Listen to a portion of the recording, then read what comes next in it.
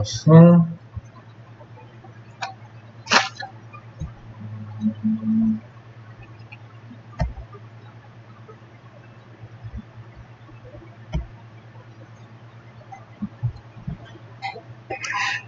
Olá pessoal, tudo bem? Bom, vamos iniciar um novo tema agora. A gente vai começar a falar de dilatação, ou seja, do aumento das dimensões de um objeto quando a gente aumenta a temperatura. O contrário também vale, né? Quando a gente diminui a temperatura, as dimensões do objeto elas diminuem, certo? E isso é uma coisa que eu acho que não é novidade para ninguém, né? Isso está muito presente no nosso dia a dia. Nos dias mais quentes, por exemplo, né, vocês podem perceber que é mais difícil abrir um portão de metal, ou quando vocês têm uma garrafa de vinho, por exemplo, e aí vocês querem tirar a rolha da garrafa, o que vocês costumam fazer? Vocês pegam, colocam ela na água quente, né, colocam o bico dela na água quente, e aí o que acontece? Aumenta a temperatura da garrafa, o buraco do gargalo aumenta, e aí é mais fácil, né, tirar a rolha. Então essa questão de dilatação acho que não é novidade para ninguém, é uma coisa que está muito presente no nosso dia a dia. Então a gente vai falar dela, um pouco dela nessa aula, eu espero na semana que vem, até semana que vem conseguir terminar esse tema. E vai ser uma aulinha mais teórica, tá? A gente deixa para fazer exercício mais para frente. Vou ver se dá tempo de fazer alguns exemplos. Bom, vamos lá. Então, de modo geral, quando a gente aumenta a temperatura de um corpo, suas dimensões aumentam. A gente chama isso de dilatação térmica. E o contrário também é válido, né? Ao diminuir a temperatura, as dimensões do corpo diminuem. Então, quando aumenta, a gente chama de dilatação. E quando diminui, a gente chama de contração. Né? Lembra do coração?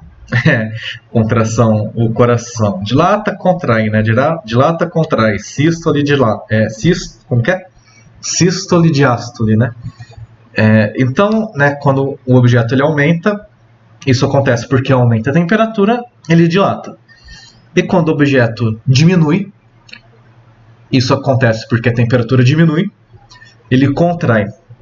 Então, tudo que a gente falar para dilatação, ela também vai ser válida para contração, certo? As mesmas equações que a gente vai usar para dilatação, elas podem ser usadas para contração, né? Porque às vezes vocês acham que só é válido para dilatação, né? Para aumento de temperatura, mas a gente pode aplicar para contração também. O nome para essa aula mais correto, né, nem seria dilatação. A gente pode chamar, na verdade, de... Se eu fosse dar um nome para essa aula, né, eu chamaria de variação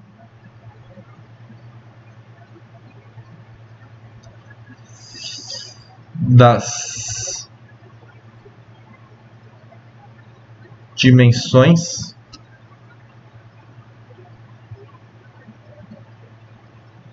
de um objeto objetivo de um objeto devido à temperatura. Letrinha feia, né? Porque ele pode tanto dilatar quanto contrair. Né? Então, muitas vezes nos livros está escrito dilatação térmica, mas ele também pode contrair se a gente diminuir a temperatura. Né? Tudo que é válido para dilatação também é válido para contração. Né? Então,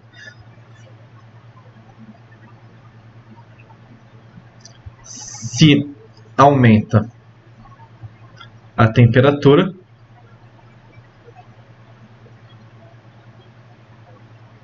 mas a temperatura também pode diminuir. E aí acontece ao contrário, né? Então, se aumenta a temperatura, a gente tem aí um aumento nas dimensões. E se diminui a temperatura,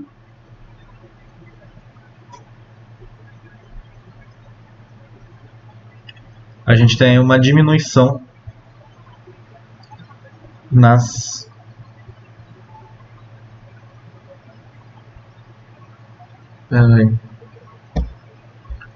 o racionamento aqui, ó.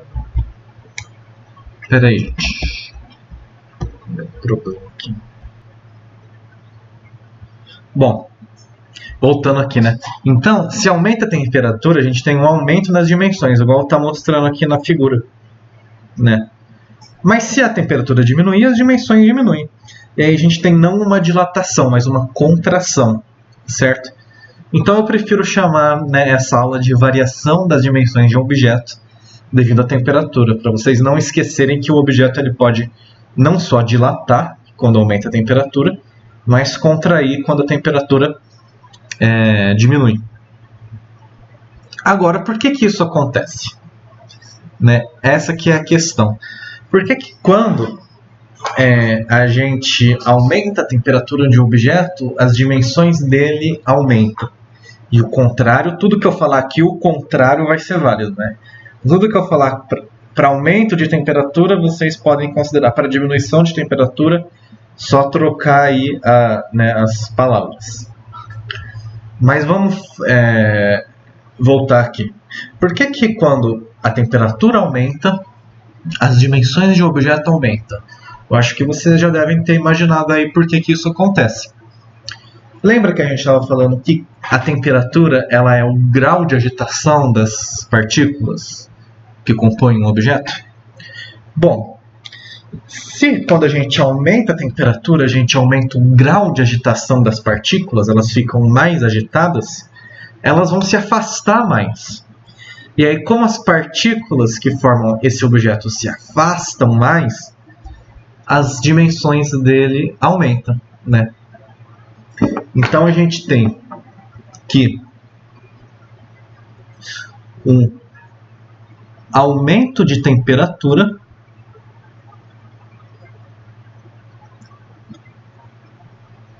provoca um aumento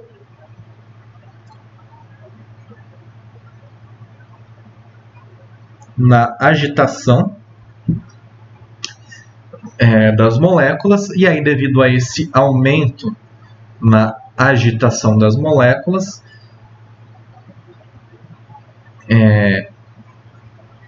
elas vão se afastar mais, né? Então as moléculas ou partículas, às vezes eu falo moléculas, partículas, porque não necessariamente a gente pode estar falando só de moléculas, né? Isso vale para íons, por exemplo. Então eu vou escrever aqui partículas, tá?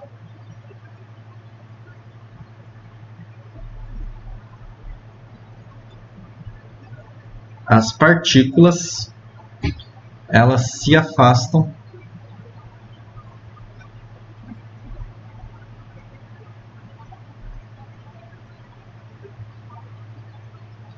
mais. E aí, consequentemente, o que acontece? O tamanho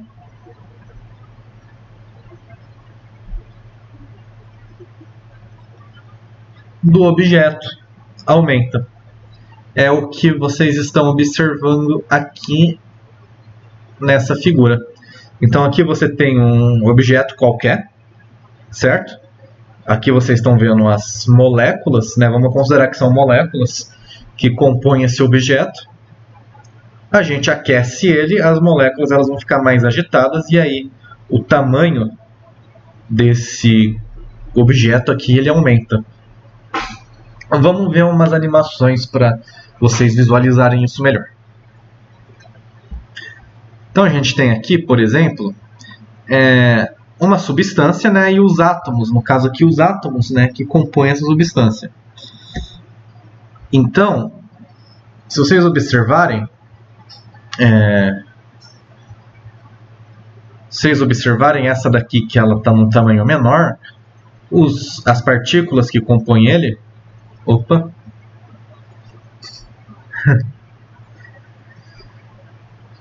Deixa eu voltar. Aqui, ó. Essa daqui que está num tamanho menor, que tem um tamanho menor, as partículas que compõem ele estão menos agitadas, certo? Então elas se afastam menos. Já nesse daqui que tem um tamanho maior, por que ele tem um tamanho maior? Vamos supor que eles são feitos do mesmo material, tá? Da mesma quantidade desse material, né? Por que esse daqui vai estar num tamanho maior?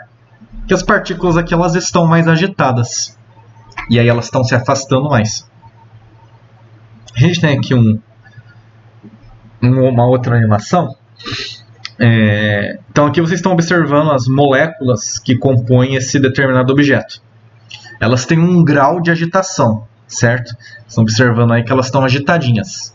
O grau de agitação delas é a temperatura. Então o que a gente vai fazer? Vai fornecer calor para elas, né? Heat, em inglês é calor, tá? Então a gente vai fornecer calor para elas, e aí o que vai acontecer? O grau de agitação delas vai aumentar, elas vão ficar mais agitadas.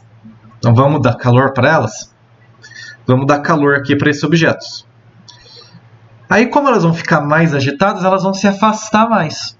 E aí, o que aconteceu com o tamanho desse objeto em questão aqui? Como vocês puderam observar, ele aumentou. Então, de novo, as moléculas que compõem esse objeto têm um determinado grau de agitação. Esse grau de agitação é a temperatura. A gente aquece esse material, a temperatura aumenta, aumentou o grau de agitação, né, deles. E aí, como aumentou o grau de agitação, eles se afastaram mais e o tamanho do objeto aumentou. A gente chama isso de dilatação. Então é por isso que acontece esse aumento no tamanho, né, nas dimensões dos objetos. Porque as partículas elas vão ficar mais agitadas. O contrário também é válido. Então se a gente diminui a temperatura, a agitação diminui, as partículas elas vão se afastar menos. E aí o tamanho dele diminui. Aí ele contrai, né? Acontece o que está escrito aqui embaixo. Ele vai contrair porque a temperatura diminuiu, tá? Então a gente tem aí uma contração térmica. Tudo bem? E como eu falei para vocês, a gente observa isso no dia a dia. Na construção civil, esses efeitos da dilatação térmica, né, esses efeitos da dilatação, da contração, esses efeitos da temperatura nas dimensões dos materiais, eles não podem ser desprezados, porque eles podem causar muitos problemas no futuro. Então isso, os engenheiros civis, eles têm que tomar bastante cuidado quando eles vão construir prédios, pontes. Então aqui embaixo tem alguns exemplos que eu trouxe aqui para vocês.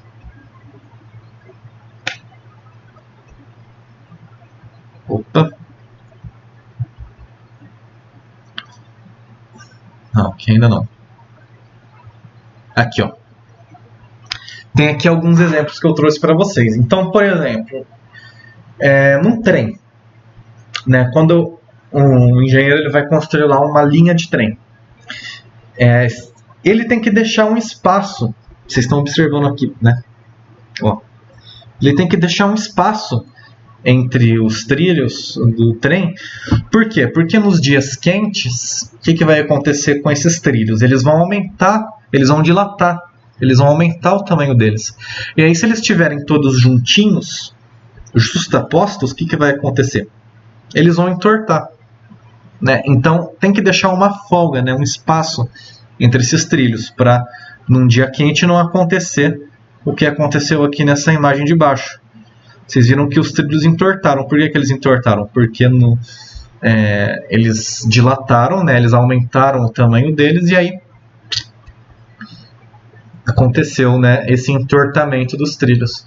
É óbvio que quando a gente fala em dilatação, né, os materiais eles não dilatam muito, né? Eles dilatam pouquinho. A gente vai fazer nos exercícios numéricos, a gente vai ver que O tamanho ele não aumenta, ele aumenta um pouquinho, ele não aumenta muito, né? Aumenta milímetros, digamos assim. Só que quantos trilhos vocês acham que tem uma linha de trem, né? Muitos trilhos. Se cada trilho aumentar um pouquinho, no final, de pouquinho em pouquinho, no final a gente vai ter um pocão, né? A gente vai ter uma diferença, um tamanho considerável. E aí acontece isso que vocês estão vendo aqui, né? O trilho ele entorta. Ou como vocês estão vendo aqui nessa charge, né? O engenheiro não esperava um verão tão intenso. Ou seja, ele não fez isso que vocês estão observando aqui. Ele não deixou um espaço de folga para quando os trilhos, nos dias mais quentes, os trilhos eles dilatarem, né? Eles aumentarem o tamanho deles. E aí o trilho entortou aqui. Então é uma coisa que tem que ser levada em consideração. É óbvio que os engenheiros eles sabem disso, né? Eles estudam bastante física para isso, para na hora de construir as coisas saberem desses negócios tudo. Isso não só nos trilhos de trem, né? Quando você vai construir prédios, pontes, enfim, tudo isso tem que ser levado em consideração. Aqui vocês estão observando uma ponte, se eu não me engano, uma ponte, e aí tem aqui uma fenda, né? Uma fenda de dilatação, que chama.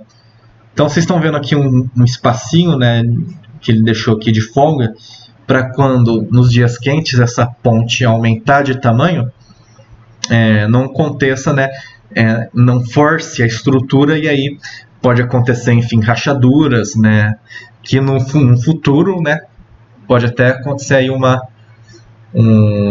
problema, né,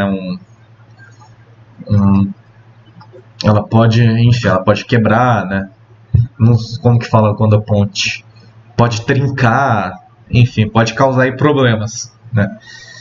Então, eles deixam esse espacinho de folga para nos dias quentes, quando ela aumentar de tamanho, ela ter espaço para aumentar, né, esse tamanho. Enfim, pode ser deixado tanto essa fenda quanto fazer uma junta, né, uma junta de dilatação, colocar algum material que seja elástico. E aí quando a gente tem um aumento, né, das dimensões desse, acho que é uma ponte também, se eu não me engano, quando você tem um aumento das dimensões entre um lugar e outro, esse material elástico que vocês estão vendo aí no meio delas, aqui nessa última figura aqui, absorver essa dilatação, né? Enfim, isso não só para pontes, né, mas para qualquer situação aí da construção, quando você vai colocar azulejos, enfim, você tem que considerar deixar esse espacinho aí, né, colocar aí um material que seja elástico para absorver essa dilatação, né? A gente chama isso de junta de dilatação. Vou até escrever isso, que isso é a cara do Enem, né?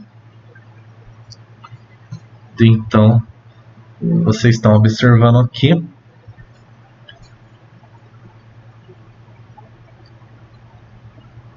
É uma junta de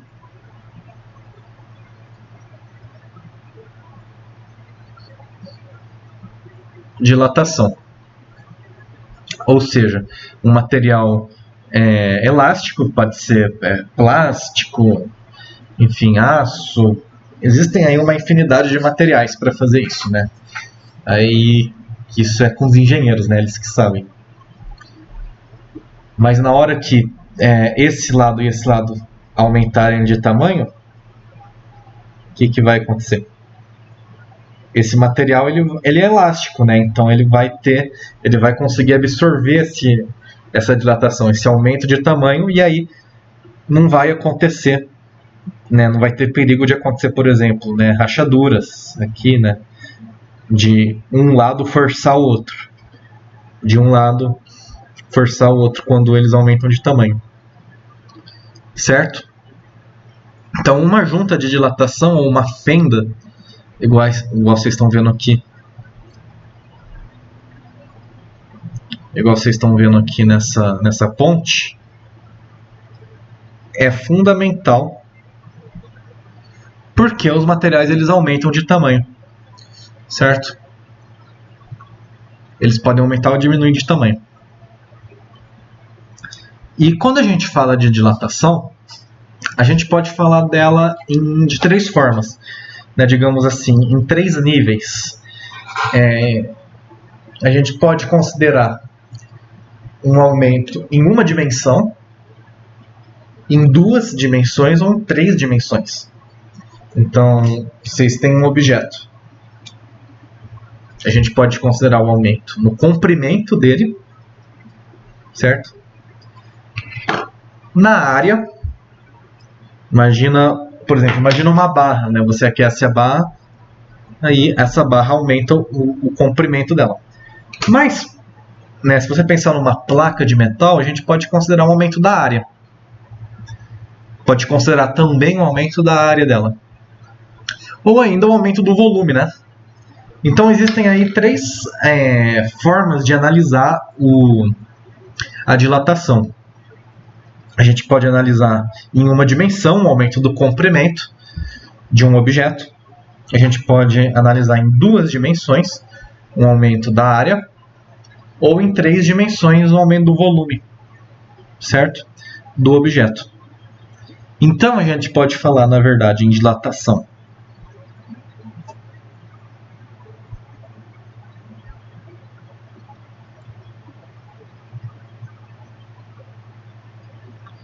linear,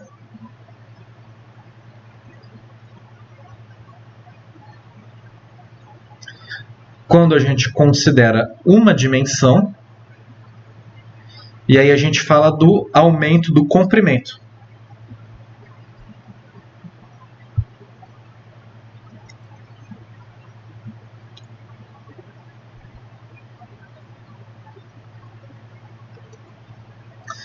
Igual vocês estão vendo aqui nessa barra, né? Ela foi aquecida e ela teve aí um aumento no comprimento.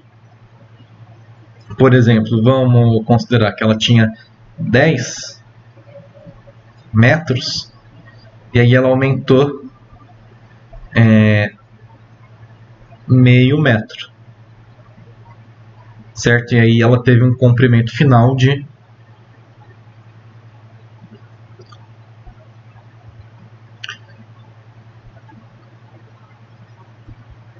se ela aumentou meio metro, ela teve um comprimento final aí de 10,5 metros.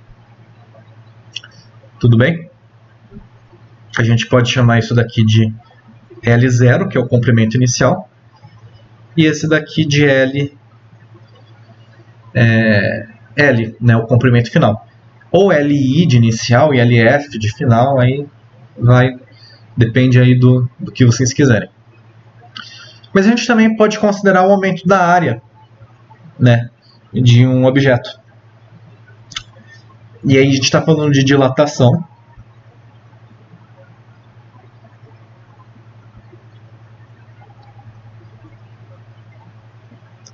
Superficial.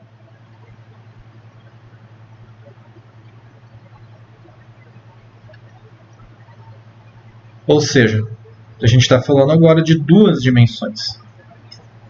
E aí a gente tem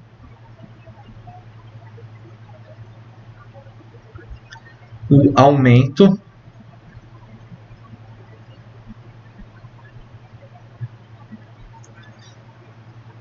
da área.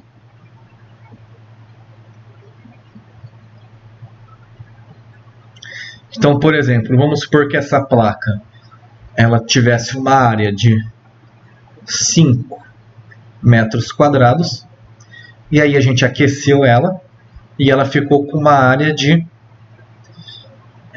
10 metros quadrados. Então a gente tem aqui uma área inicial de 5 metros,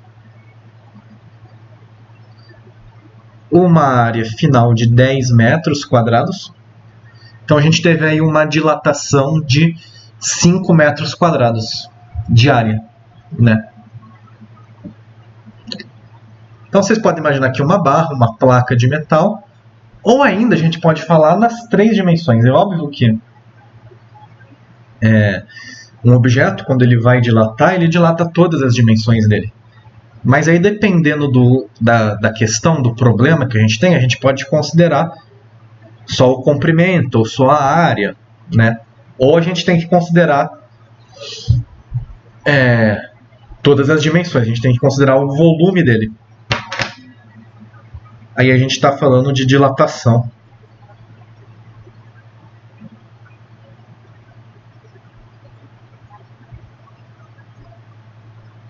Volumétrica.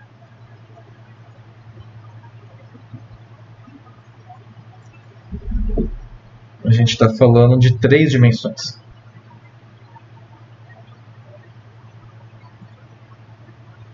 Então a gente tem aqui um aumento de volume. Então vamos supor aqui que a gente tem um cubo, um paralelepípedo, né, que tem um volume inicial, vou chamar de V0, de 3 metros cúbicos. A gente aquece ele fica com um volume final de 5 metros cúbicos. Então qual que foi o aumento do volume dele? Ou seja, a dilatação dele. Aqui a gente teve uma dilatação linear, que a gente chama de ΔL,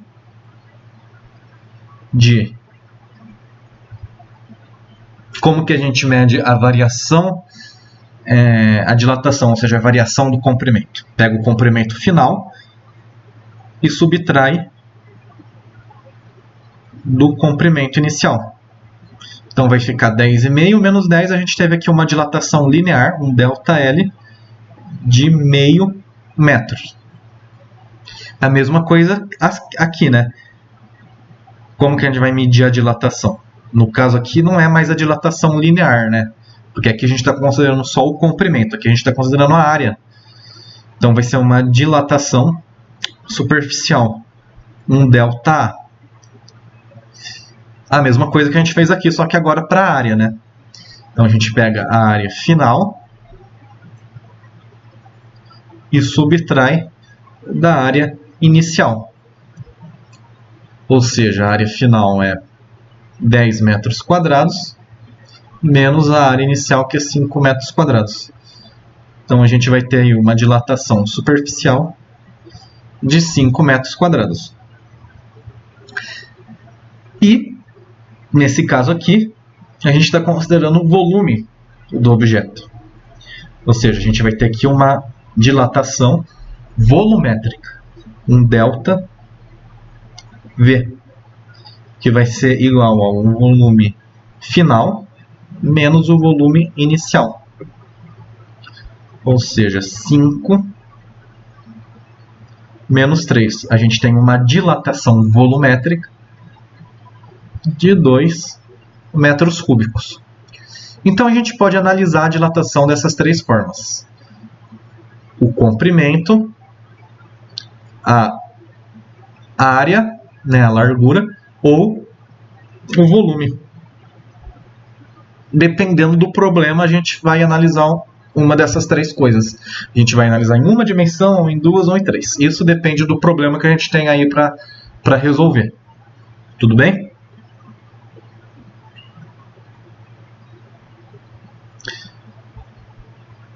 Bom, então, dito isso, o que a gente vai fazer, né? Qual que vai ser o nosso percurso agora? A gente vai falar separadamente da dilatação linear, da superficial e por último da volumétrica, e depois a gente fala aqui vocês estão vendo que todos os objetos são sólidos, então a gente vai falar da dilatação dos sólidos linear, superficial e volumétrica, e depois da dilatação dos líquidos. Aí, obviamente, quando a gente fala da dilatação dos líquidos, só faz sentido a gente falar de dilatação volumétrica, né, da dilatação do volume do líquido. não faz sentido a gente falar de dilatação linear superficial para os líquidos. Tá, e os gases, né? Os gases a gente vai conversar sobre os gases depois, tá? Mas a temperatura também influencia no volume dos gases, tá? Mas aí a gente deixa para falar de gases mais para frente. Vamos falar inicialmente de sólidos e depois de líquidos. Então, na dilatação dos sólidos, a gente vai começar com a dilatação linear.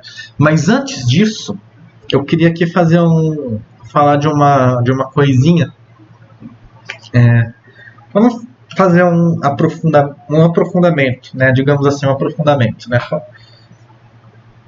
Alguns de vocês podem ter pensado, poxa, entendi, né? Essa história aí de aumenta a temperatura, aumenta a agitação, tá, as moléculas elas se afastam mais. Elas ficam mais agitadas, elas se afastam mais. Mas, quando as moléculas elas ficam mais agitadas, elas também, ao mesmo tempo que elas se afastam mais, elas não se aproximam mais? Vocês podem ter pensado isso, né? Algum de vocês podem ter pensado isso. Se não pensarem, estou falando agora para vocês pensarem. As moléculas, quando elas ficam mais agitadas, elas tanto podem se afastar mais, quanto elas podem se aproximar mais. Certo? E aí, vamos pensar, se elas tanto se afastam mais, quanto elas se aproximam mais, esse afastamento não é compensado por essa aproximação? Por que no final o objeto ele aumenta de tamanho quando elas se agitam mais? Se além de se agitar mais, elas também se aproximam mais. Uma coisa interessante aí para a gente pensar. Por que se quando elas se agitam mais, o tamanho aumenta? Se elas também vão se aproximar mais quando a gente aumenta o grau de agitação, né?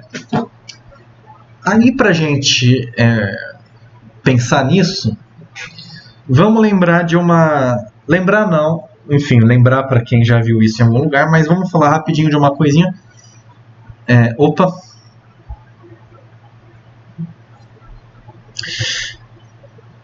Vamos pensar aqui em duas moléculas, certo? Vou desenhá-las aqui.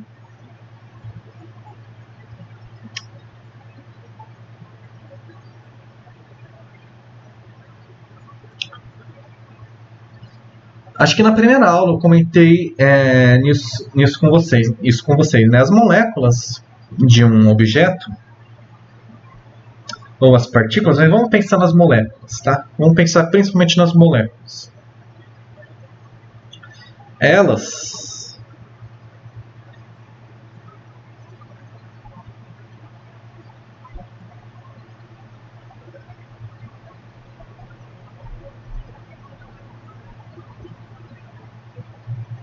estão unidas entre elas por forças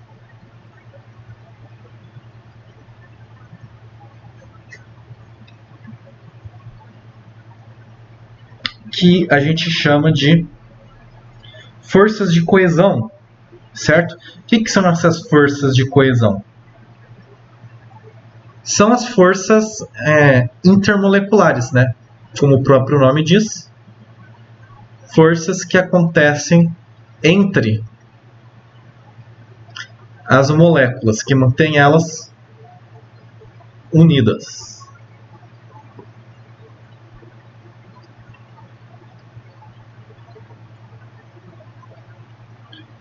Então, vocês vão estudar isso com mais detalhes mais para frente, nas aulas de química. Mas, por enquanto, a única coisa que eu quero que vocês saibam delas é que são, como o próprio nome diz, são forças que acontecem entre as moléculas, certo? Que mantêm elas unidas, que dá coesão. Opa, deixa eu escrever aqui em letra.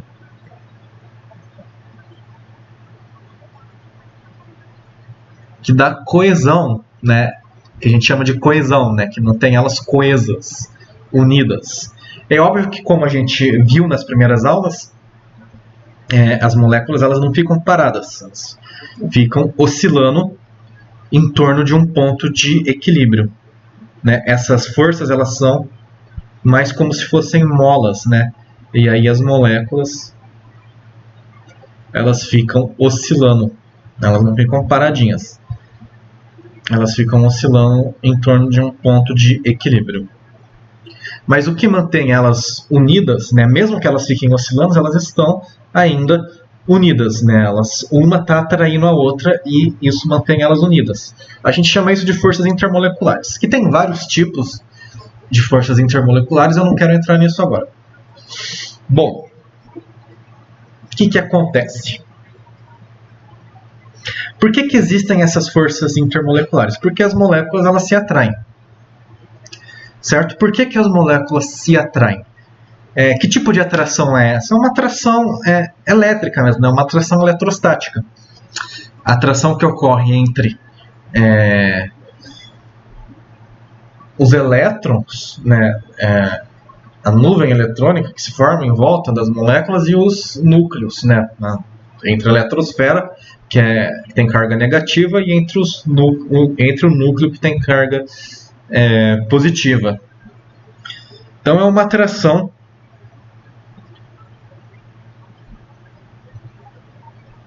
elétron-núcleo.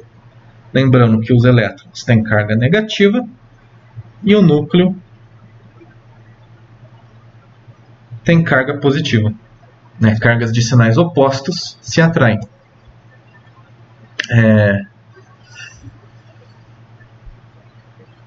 Vocês já devem ter visto isso na aula de química, né? Os elétrons têm carga negativa, os elétrons eles têm carga negativa, né? O núcleo, por causa dos prótons, ele tem carga positiva. Então ocorre uma atração elétron-núcleo, certo? Então essas forças intermoleculares são forças de natureza eletrostática mesmo, né? Uma força de atração que acontece entre os elétrons e o núcleo.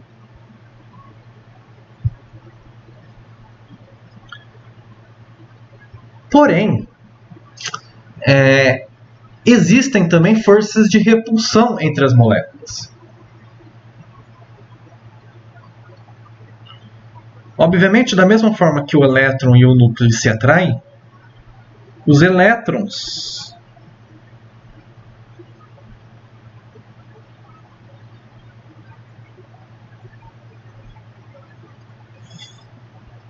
das moléculas se repelem entre eles porque eles têm cargas iguais. Então existe uma repulsão elétron-elétron entre as nuvens eletrônicas, né, das moléculas, e uma repulsão entre os núcleos. É uma repulsão núcleo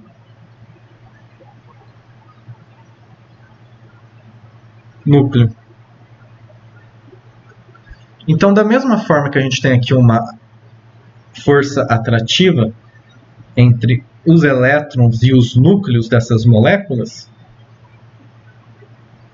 a gente tem uma força repulsiva entre os elétrons e uma força repulsiva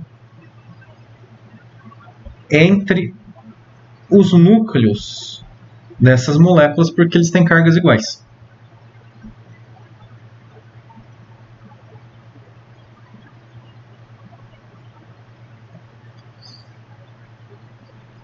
Certo?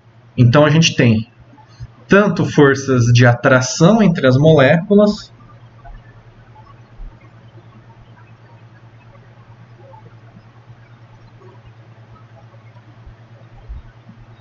quanto forças de repulsão entre elas.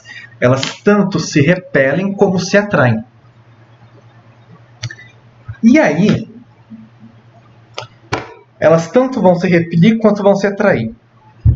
Só que vai ter uma posição em que as forças de atração vão se equilibrar com as forças de repulsão. Uma posição de equilíbrio, onde as forças atrativas Vou escrever aqui do lado. Então a gente vai ter aqui uma posição de equilíbrio.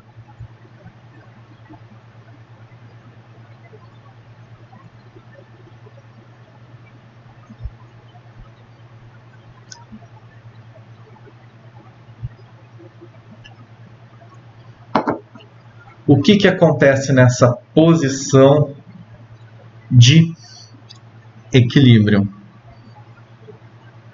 As forças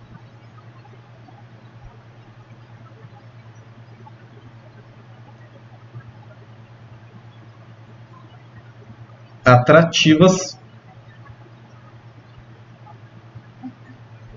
elas se equilibram, elas têm a mesma intensidade que as forças repulsivas.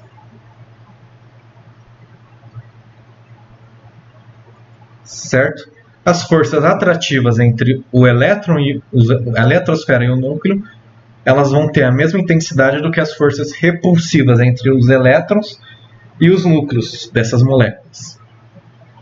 E aí, como elas vão ter a mesma intensidade, elas não vão nem se atrair e nem se repelir. Elas vão ficar numa posição X, né? Numa posição de equilíbrio, que a gente chama, né, que vocês estão vendo aqui no gráfico, que ele chamou aqui de D0.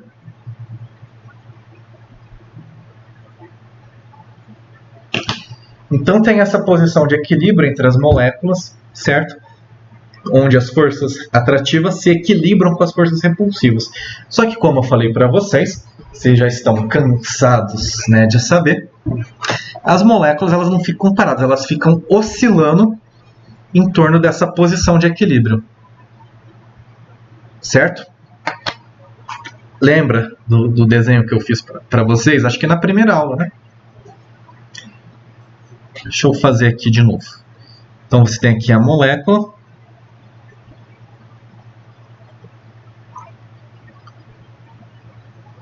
E é como se ela tivesse ligada em outra molécula por duas molas.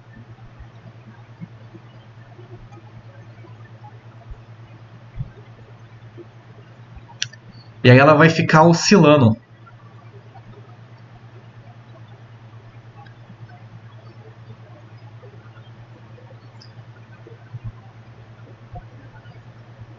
Ela vai ficar indo para cima e indo para baixo, né? Ela fica oscilando em torno dessa posição de equilíbrio.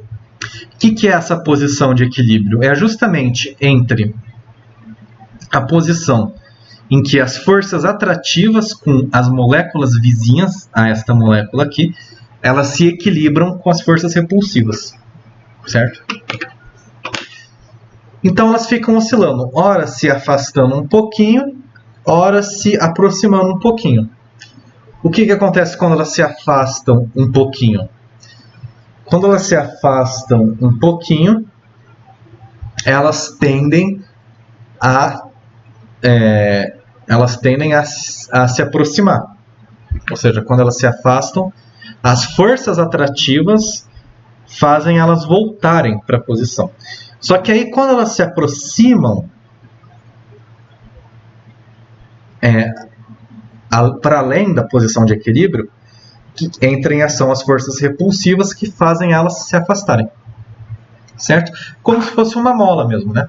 Tem uma posição de equilíbrio, existe uma força que ela se afasta um pouquinho, vai existir uma força restauradora que vai fazer elas voltarem para a posição de equilíbrio. Só que essa força restauradora, ela não, digamos assim, ela não vai ter uma intensidade certa para deixá-las de volta para a posição inicial. Né? Elas vão atuar até elas ficarem muito próximas. E aí vão entrar em ação as forças, outra força restauradora que vai fazer elas se afastarem. Ou seja, essas forças atrativas e repulsivas vão estar o tempo todo fazendo as moléculas se afastarem um pouquinho e se aproximarem um pouquinho em torno de uma posição de equilíbrio, onde elas se equilibram. onde elas são iguais, né? Bom, espero que vocês tenham entendido aí mais ou menos como que funciona a brincadeira. Quando você aumenta a temperatura da molécula, aumenta o grau de agitação, ou seja, elas vão se agitar mais. E aí elas vão tanto se afastar mais quanto se aproximar mais. Só que quando elas se afastam mais, as forças atrativas vão fazer elas voltarem a se aproximar. E quando elas se aproximam mais, as forças repulsivas vão fazer elas se afastarem mais. A questão é que elas não têm a mesma intensidade. Se vocês observarem aqui no gráfico, que vocês estão vendo a posição de equilíbrio D0. Então, a gente tem essa posição de equilíbrio aqui D0. Então, se as moléculas elas se aproximarem, se a distância, aqui a gente tem no eixo horizontal a distância e no eixo vertical a força, seja ela atrativa ou repulsiva, né? Quando a distância entre as moléculas diminui, a força que vai entrar em ação vai ser a força de repulsão, que vai fazer elas se afastarem. E quando elas se afastam, a força que vai entrar em ação é a força de atração, que vai fazer com que elas se aproximem. Por esse gráfico aqui, vocês podem ver que ele não é simétrico, né? Vocês veem aqui que quando as moléculas elas se aproximam, a força de repulsão ela aumenta mais depressa, mais intensamente do que a força de atração. Vocês estão observando aqui que essa... Deixa eu diminuir o traço aqui. Vocês estão observando aqui que essa retinha aqui, ó, ela é mais inclinada do que essa retinha aqui. Certo? Então, a gente tem aqui as forças de repulsão aumentando mais intensamente do que as forças de atração. Logo, como as forças de repulsão elas aumentam mais intensamente do que as forças de atração, as moléculas elas vão tender a se afastar mais do que se aproximar. Em outras palavras, as forças repulsivas elas vão ganhar das forças atrativas, certo? E aí elas vão se afastar mais. Por quê? Porque a gente está vendo aqui no gráfico, né, ele não é simétrico. Então, a partir aqui da posição de equilíbrio, vocês estão observando. Opa! Espera aí. Bom, voltamos aqui. Tivemos aí um probleminha técnico, mas já estamos de volta. Bom, resumindo, resumo da ópera. Quando a gente aumenta a temperatura,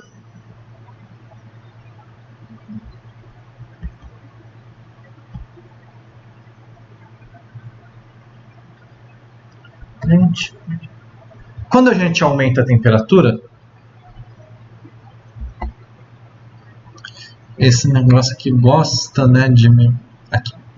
Quando a gente aumenta a temperatura, as moléculas elas ficam mais agitadas, aumenta o grau de agitação das moléculas, elas tanto se afastam mais quanto se aproximam mais. Entre as moléculas existem forças de atração entre elas e existem forças de repulsão entre elas. Forças de atração devido ao elétron e o núcleo, que tem cargas opostas que se atraem, e forças de repulsão entre os elétrons e os núcleos, né, que vão ter a mesma carga e vão se repelir. Bom, quando elas se afastam, as forças atrativas fazem elas se aproximarem, fazem elas voltarem. E quando elas se aproximam, as forças repulsivas fazem elas se afastarem. Bom, se quando a gente aumenta a temperatura, aumenta a agitação, elas tanto vão se aproximar quanto elas vão se afastar, era de se imaginar que a aproximação compensasse o afastamento delas. Mas não é isso que acontece. Por quê? Porque as forças repulsivas, elas aumentam mais depressa do que as forças atrativas, como vocês podem observar por esse gráfico aqui. Certo? Vocês podem observar que esse lado aqui, vocês podem observar que esse lado aqui, essa reta aqui, ela está mais inclinada do que essa reta aqui. Essa reta aqui que representa a força de repulsão está mais inclinada, ou seja, ela aumenta mais depressa do que essa outra aqui, né? E aí as forças repulsivas significa que o gráfico ele não é simétrico. As forças repulsivas elas aumentam mais depressa do que as forças atrativas. Consequentemente, a aproximação das moléculas vai ser mais dificultada do que o afastamento delas. Porque as forças repulsivas vão aumentar mais depressa. E aí, no final das contas, as forças repulsivas elas vão fazer mais diferença do que as atrativas. Consequentemente, com o aumento de temperatura, elas vão, no final, se afastar mais do que se aproximar. Então aí a gente tem, como elas vão se afastar mais, a gente vai ter um aumento do tamanho do objeto, né? Uma dilatação. Por isso que os objetos eles dilatam, tá? Então só quis dar uma explicaçãozinha aí um pouco melhor sobre essa questão aí do porquê que os objetos dilatam com o aumento da temperatura. Vocês não precisam se preocupar agora com forças intermoleculares, porque vocês vão ter aulas só sobre isso lá em química, tá? Mas só para vocês entenderem como que o negócio funciona, certo? Se vocês tiverem alguma dúvida sobre isso, vocês podem me procurar. Deixa eu ver. Nosso tempo ele já deu, né? Então hoje foi uma aulinha mais teórica. Na aula que vem, a gente faz alguns exemplos, alguns exercícios numéricos, certo? Então até lá!